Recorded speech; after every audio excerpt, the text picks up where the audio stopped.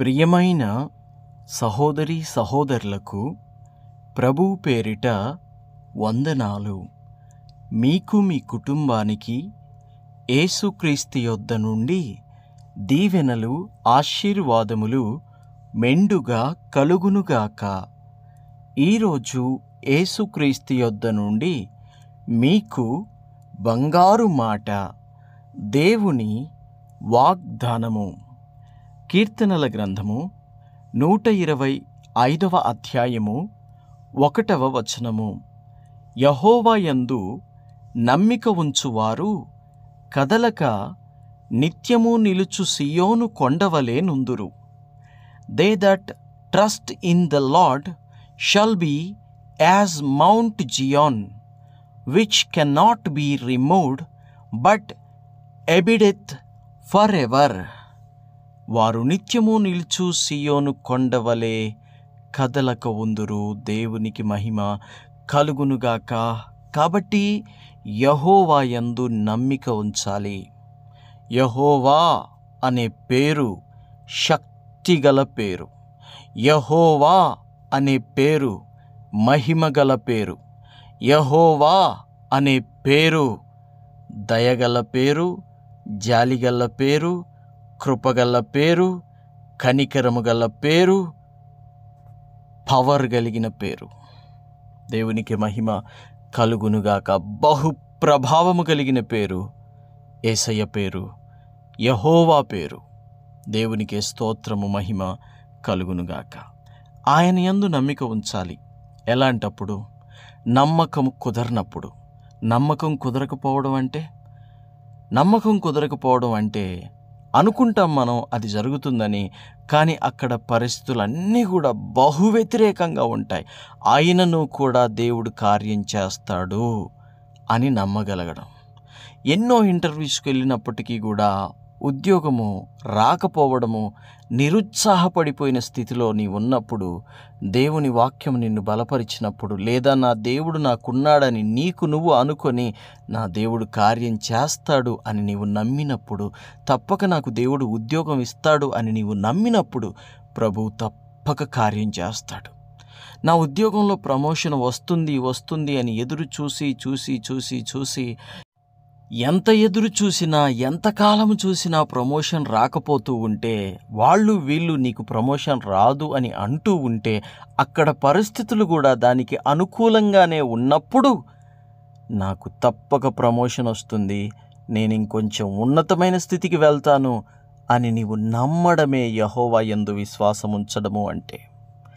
చుట్టూ శత్రువులు మూగి ఉన్నప్పటికీ కూడా ఆకాశము వైపుకు కన్నులెత్తి చూస్తే నా దేవుని యొద్ద నుండి నాకు సహాయం వస్తుంది అని దావీదు నమ్మిక ఉంచిన రీతిగా ఆకాశం వైపు కన్నులెత్తి చూచుటయే దేవుని యందు నమ్మిక ఉంచుట అంటే. డాక్టర్లు చెప్తారు, నీ రోగం ముదిరిపోయింది, ఇది తగ్గదు, ఇది పోదు, స్వస్థత కలగదు, ఇక నీవింతే, ఇంతటితో నీ జీవితం అయిపోతుంది, మేమేం చెప్పలేం, మా చేతులు ఏం లేదని డాక్టర్స్ చెప్తారు. కానీ అలాంటి సమయములో కూడా నీవు నా దేవుడు ఉన్నాడు, నా దేవుడు నా పక్షాన కార్యం చేస్తాడు, మీ వైద్యంతో కాదు నా దేవుడితోనే నేను స్వస్థపడతాను అని చెప్పి మందులు వాడుతున్నప్పటికీ డాక్టర్లు కానీ, పేషెంట్లు కానీ, ఇంకా అక్కడ ఉన్న స్టాఫ్ కానీ, లేకపోతే ఆ ఎక్స్పీరియన్స్ ఉన్నవాళ్ళు కానీ నెగిటివ్గా నీకు చెబుతూ ఉన్నప్పుడు, లేదు నా దేవుడు నన్ను స్వస్థపరుస్తాడు, ఈ రోగము నుండి నా దేవుడు నన్ను విడిపిస్తాడు అని నమ్మడమే యెహోవా యందు నమ్మిక ఉంచుట అంటే.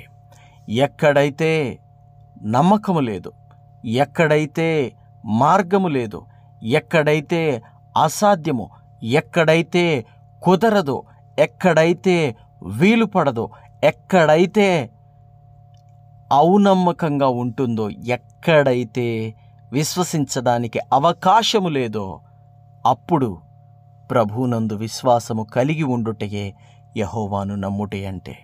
దేవునికి మహిమ కలుగునుగాక.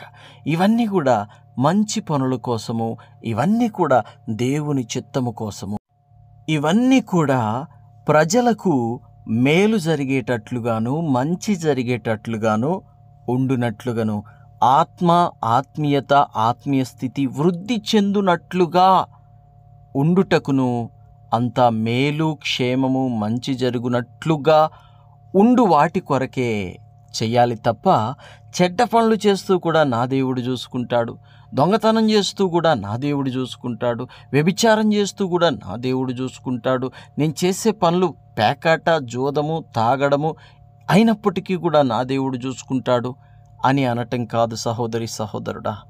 నీతి కోసం, న్యాయం కోసం, దేవుడి కోసం, దేవుని రాజ్యం కోసం నీవు నిలబడి నా దేవుడు చూసుకుంటాడను, తప్పక నీ దేవుడు చూసుకుంటాడు. నీ కుటుంబం కోసం నిలబడు, తప్పక దేవుడు చూసుకుంటాడు. దేవుడు రాజ్యం కట్టడం కోసం నిలబడు, తప్పక దేవుడు చూసుకుంటాడు. ఆత్మల్ని రక్షించటం కోసం నిలబడు, దేవుడు తప్పక చూసుకుంటాడు. సువార్త ప్రకటించటం కోసం నిలబడు, తప్పక దేవుడు చూసుకుంటాడు. మేలు చేయడం కోసం, నిన్ను వలె నీ పొరుగువాణ్ణి ప్రేమించడం కోసం నిలబడు, తప్పక దేవుడు చూసుకుంటాడు. తప్పక దేవుడు నీకు సహాయం చేస్తాడు. ఎలాంటి కీడు నీకు సాతాను తలపెట్టినప్పటికీ ఆ కీడు ఏది కూడా నీ మీద పనిచేయదు. ఆ కీడు ఏది కూడా నీ మీద సాతాను ప్రయోగించలేడు. తిరిగి అది వాడికే కొడుతుంది. కొన్నిసార్లు తెలుస్తాయి, నాకు చేతబడి చేశారు, వాళ్ళు చేయించారు అని. అది ఎవరో చెప్తే వినడం కాదు, నీకు అనిపించడం కాదు, అది నువ్వు కల్లారా చూసావు. అయినప్పటికీ కూడా నా దేవుడు ఆ చేతబడి నా మీదికి రాకుండా చేయగలుగుతాడు. ఆ దురాత్మలు ఏదైతే అవతల వ్యక్తి నా మీదికి పంపించారో అవి తిరిగి ఆ వ్యక్తి మీదికే పోతాయి. నా దేవుడు అంత శక్తి గల్లవాడు, అలాగున చేయుటకు నా దేవుడు చాలినవాడు అని చెప్పి నీవు విశ్వసిస్తే తప్పక దేవుడు నీ మీదికి ఒక్క దురాత్మ కానీ, ఒక్క దెయ్యము కానీ, ఒక్క చీకటి కార్యము కానీ, ఒక్క చీకటి శక్తి కానీ నీ మీదికి రాకుండా ఆపుటకు ఆయన వెలుగును పంపుతాడు. ఆయన వెలుగుతో నిన్ను నింపుతాడు. ఆయన వాక్కుతో నిన్ను నింపుతాడు. దేవుని బిడ్డ, వాక్యం అంటుంది, ఆయన ఉపదేశాన్ని వినువాడు ఎన్నడూ కదల్చబడడు. వాడు కీడు వచ్చునన్న భయము లేక నెమ్మది కలిగి ఉండును అని సామెతల గ్రంథంలో రాయబడి ఉంది. ఆయన యందు నమ్మిక ఉంచి ఆయన ఉపదేశం విన్నవాడు ఎన్నటికీ కదల్చబడడు. నిన్ను కదల్చాలని ఎంతమంది ప్రయత్నం చేసినా, ఎన్ని ప్రయత్నాలు చేసినా నీవు కదలనే కదలవు. కారణం ఏమిటంటే నీ పక్షాన ఉన్నవాడు, నీలో ఉన్నవాడు ఈ లోకంలో ఉన్నవానికంటే గొప్పవాడు గనుక నీ పక్షాన గొప్ప కార్యాలే చేస్తాడు. చీకటి, సైతాను, అపవాది 2000 సంవత్సరాల క్రితం వాడి తల చితకగొట్టబడింది కలువరి సిలువలో. వాడికి శక్తి లేదు, పవర్ లేదు. ఆయనను కూడా వాడు తోక ఊపుతూ భయపెట్టే ప్రయత్నమే చేస్తున్నాడు తప్ప వాడికి శక్తి లేదు, పవర్ లేదనే విషయాన్ని మీరు గ్రహించాలి. కాబట్టి ఎవరు ఎన్ని పన్నాగాలు చేసినా ఒక్కటే చేయాలి, మనం ఆయన ఉపదేశాన్ని వినాలి, ఆయన యందు నమ్మిక ఉంచాలి. ఆయన యందు నమ్మిక ఉంచి ఆయన బలమైన రెక్కల కిందన మనం ఆశ్రయాన్ని ఏర్పరచుకోవాలి. అప్పుడు నిత్యము నిలుచు సియోను కొండవలే నీవు, నీ భవిష్యత్తు, నీ సేవ, నీ పరిచర్య, నీవు, నీ కుటుంబము, నీ ఆరోగ్యము, నీ పిల్లలు, నీ ఇంటివారు అందరూ కూడా బహుక్షేమముగా ఉంటారు. ప్రార్థన. తండ్రి, మీకు వందనాలు. దేవా, మీకు స్తుతులు స్తోత్రాలు. అయ్యా, ఈ వాక్యం విన్న ప్రతి బిడ్డని కూడా తండ్రి నీ యందు నమ్మిక కలిగిన వారిగా ఉంచండి. తర్వాత వారి జీవితాన్ని, వారి భవిష్యత్తుని, వారి కుటుంబాన్ని, వారి పిల్లల పిల్లలను, వారి ఉద్యోగాలను, వ్యాపారాలను, వాటిల్లో వస్తున్న ప్రతి శోధనలను కొట్టివేసి నాయన స్థిరపరచండి, బలపరచండి నాయన. నిత్యము నిలుచు సియోను కొండవలే వీరిని చెయ్యండి. వీరి భవిష్యత్తులను, వీరి కుటుంబాలను చేసి వీరి బిడ్డలను నాయన అలాగున మార్చి ఆశీర్వదించి దీవించుమని యేసుక్రీస్తు శ్రేష్టమైన నామములో ప్రార్థించుచున్నాము తండ్రి. Amen, amen, amen.